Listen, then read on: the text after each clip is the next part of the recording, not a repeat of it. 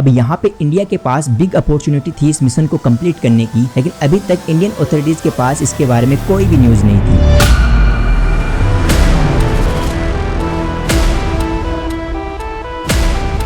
हैरानी की बात तो ये थी कि तब के पीएम अटल बिहारी वाजपेयी जी को इसके बारे में रात 7 बजे पता चलता है। प्लेन में इतना फ्यूल भी नहीं था कि इसे पाकिस्तान में कहीं और जगह लैंड करवाया जाए, और एयरफोर्स के सारे लाइट्स और नेविगेशन सिस्टम्स को ऑफ कर देते हैं, जिसमें हाई जैकर्स की 3 डिमांड्स थी। और फिर धीरे धीरे पायलट्स और पैसेंजर्स को भी पता चल चुका था कि ये फ्लाइट हाईजैक हो चुकी है।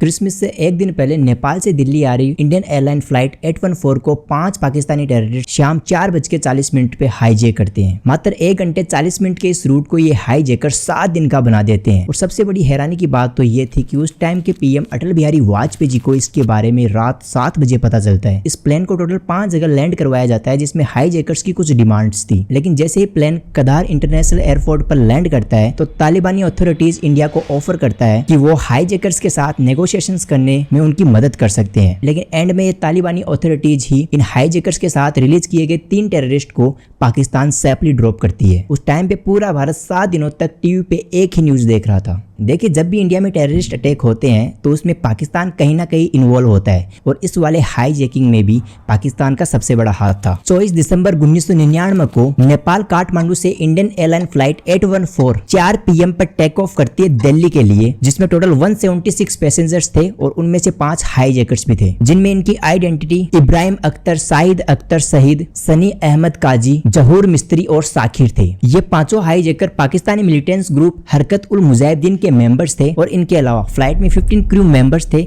जिनमें से 3 क्रू मेंबर्स को इन हाईजैकर्स ने इस प्लेन हाईजैकिंग में हाईलाइट करके रखा था, जिनमें pilot captain Devisaran, officer Rajendra Kumar और इनके साथ फ्लाइट इंजीनियर अनिल कुमार जगिया थे। फ्लाइट के टेक ऑफ करने के 40 मिनट बाद एक सकी मार्क्स लगाया हुआ आदमी इंजीनियर अनिल कुमार जगिया के पास आता है और कहता है कि हमने इस प्लेन को हाईजैक कर लिया है और हमारे पास ग्रेनेड और गन्स है। और फिर धीरे धीरे पायलट्स और पैसेंजर्स को भी पता चल चुका था कि ये फ्लाइट हाईजैक हो चुकी है, और उनको कहता है कि इस फ्लाइट को दिल्ली लैंड न कराने के बजाय पाकिस्तान लाहौर के अल्लामा इकबाल इंटरनेशनल एयरपोर्ट पर लैंड करवाना होगा। अब जैसे ही ये प्लेन दिल्ली से लाहौर की ओर जाती है तो इंडियन एटीसी को पता चलता है कि इस प्लेन को हाईजैक कर लिया गया है, और दूसरी ओर पाकिस्तान एयर ट्रैफिक कंट्रोलर इसे लाहौर एयरपोर्ट पर लैंड करने की परमिशन नहीं देती है, और प्लेन में इतना फ्यूल भी नहीं था कि इसे पाकिस्तान में कहीं और जगह लैंड करवाया जाए। तब कैप्टन सरन ने हाईजैकर से ये कहा कि प्लेन में फ्यूल कम है, इसे रिफ्यूलिंग के लिए पंजाब अमृतसर में इमरजेंसी लैंड करवाना होगा, वरना हम सब मारे जाएंगे। हाईजैकर ने उनकी इस बात को अलाउ किया, लेकिन सभी क्रू मेंबर्स को ये कहा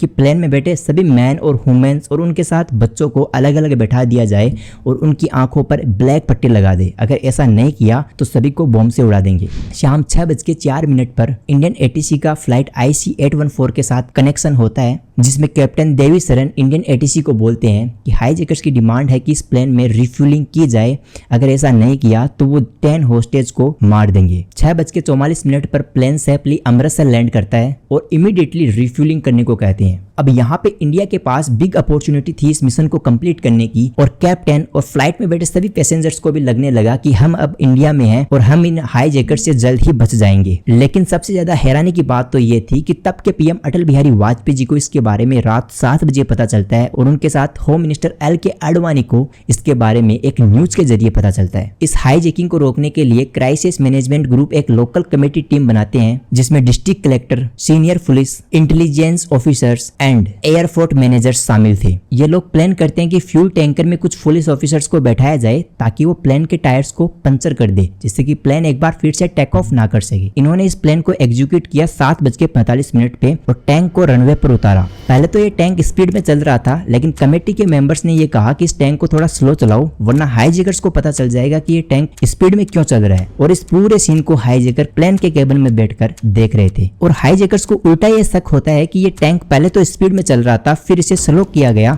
और अब तो ये रुक चुका है। हाईजैकर्स ने इमीडिएटली कैप्टन सरन को प्रेशराइज किया और कहा कि जल्दी ही बिना रिफ्यूलिंग के इसे फिर से टेक ऑफ करो। कैप्टन को डराने के लिए हाईजैकर्स ने एक जर्मन सिटीजन सतनाम सिंह के गले पर चाकू मारा, और इन सबसे परेशान होकर शाम 7:49 पर कैप्टन सरन ने फ्लाइट को इमरजेंसी टेक ऑफ किया। और कैप्टन सरन ने इंडियन एटीसी को एक लास्ट मैसेज दिया कि हम सब मर रहे हैं। और इस प्लेन को एक बार फिर से पाकिस्तान की ओर ले जाया जाता है, लेकिन पाकिस्तानी एटीसी ने इसे फिर से लैंड करने की परमिशन नहीं दी और एयरफोर्स के सारे लाइट्स और नेविगेशन सिस्टम्स को ऑफ कर देते हैं। तब कैप्टन सरन पाकिस्तानी एटीसी को बोलते हैं, अगर आपने इन लाइट्स और नेविगेशन सिस्टम्स को फिर से ऑन नहीं किया तो हमें मजबूरन इस फ्लाइट को हाईवे पर लैंड कराना होगा। जिसके बाद पाकिस्तानी एटीसी ने उन्हें लैंड करने की परमिशन दी और रात 8:07 पर यह प्लेन लाहौर एयरपोर्ट पर लैंड करती है। जब इसका पता इंडिया को चलता है तो वो पाकिस्तान से हेल्प मांगते हैं कि इस्लामाबाद में बैठे हाई कमिश्नर जी पार्थ सारथी को एक हेलीकॉप्टर की मदद से लाहौर ले जाया जाए ताकि वो हाईजैकर्स के साथ नेगोशिएट कर सके। और इस बात को पाकिस्तानी अथॉरिटीज ने माना भी और उन्हें लेने के लिए एक हेलीकॉप्टर भी भेजा गया। वही दूसरी ओर पाकिस्तानी फोर्स इस प्लेन में रिफ्यूलिंग करती है और इस प्लेन को चारों ओर से घेर लेती है और पाकिस्तानी एटीसी हाईजैकर्स के साथ नेगोशिएट करती है कि वो प्लेन में बैठे सभी महिला और बच्चों को रिलीज कर दे, लेकिन हाईजैकर्स ने उनकी इस बात को नहीं माना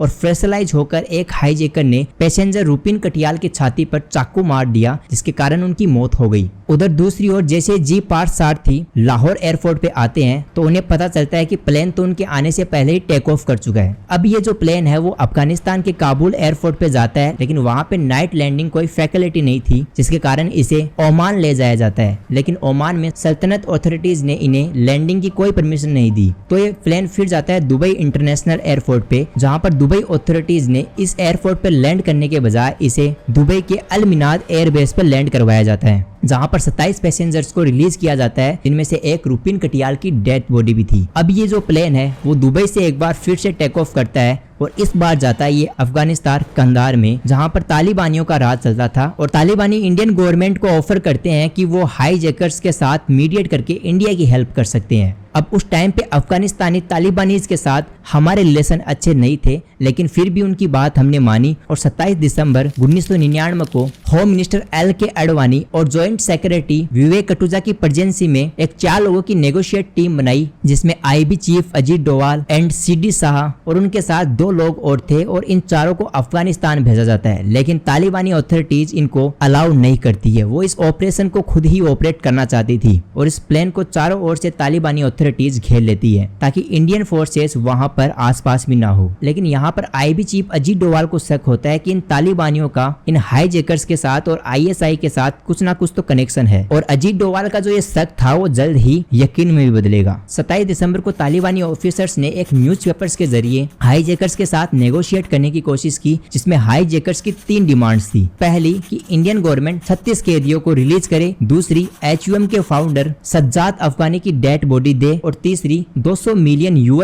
उन्हें पैसे दिए जाए, तभी इन पैसेंजर्स को छोड़ा जाएगा। बट अल्टीमेटली नेगोशिएट करने के बाद में 3 कैदियों की रिहा करने की बात आती है, जिनमें मौलाना मसूद अजहर, अहमद उमर शहीद शेख, मुश्ताक अहमद जरगर था। इनमें से 2 कैदी जम्मू कश्मीर की जेल में बंद थे, जिन्हें रिहा करवाने के लिए research and analysis wing chief as Dulat Jammu Kashmir के चीफ अब्दुल्ला फारूकी को कन्वेंस करते हैं इन्हें रिहा करने के लिए। लेकिन इन्हें वार्निंग देते हुए अब्दुल्ला फारूकी ने ये कहा कि इसका अंजाम भारत को भुगतना पड़ेगा। ये जो 3 टेररिस्ट थे, इनमें से नंबर 1 पे जो टेररिस्ट है मौलाना मसूद अजहर, इसने 2000 में जैश-ई-मोहम्मद ग्रुप को फाउंड किया, जो कि बाद में parliament attack, Bombay bomb blast और पुलवामा अटैक में इन्वॉल्व था। नंबर 2 पे जो अहमद उमर शहीद शेख था वो 9/11 अटैक में इन्वॉल्व था और नंबर 3 पे जो मुश्ताक अहमद जरगर था, ये जम्मू एंड कश्मीर में टेररिस्ट को ट्रेनिंग देने लगा। इन तीनों कैदियों को दिल्ली ले जाया जाता है और वहां से external minister of Jaswant Singh के साथ इन्हें कंधार भेजा जाता है। 31 दिसंबर 1999 को इन कैदियों को पैसों के साथ हाईजैकर्स को सौंप दिया जाता है और दूसरी ओर से सारे पैसेंजर्स भी रिलीज हो जाते हैं। लेकिन तालिबानी अथॉरिटीज इन हाईजैकर्स के साथ रिलीज किए गए 3 कैदियों को